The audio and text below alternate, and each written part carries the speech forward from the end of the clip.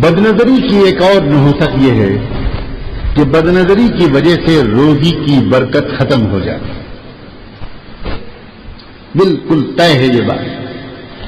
جو انسان اپنی نگاہوں کو قابو میں نہیں رکھے گا اس کے گھر میں طرح طرح کی روزی کی پریشانیاں ہیں.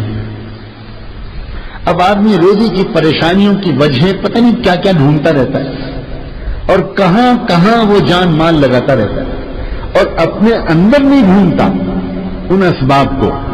خوب سمجھ لیں کہ بدنظری کا ایک نقصان اور ایک سزا کیا ہے؟ روزی کی برکت سے محرومی. بدنظری کرنے والے سے شیطان کو ہمیشہ امید لگی رہتی ہے. ایک بزرگ کا واقعہ کتابوں میں لکھا ہے کہ ان کی ایک ملاقات ایک شیطان سے ہو گئی اور انہوں نے اس شیطان سے پوچھا کہ ایک بات بتاؤ، تم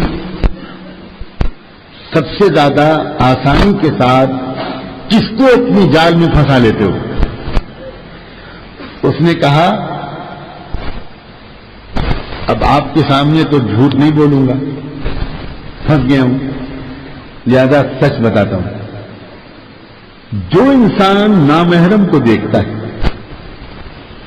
بدنظری کرنے والا سب سے آسانی سے میرے داؤں میں پھنستا ہے.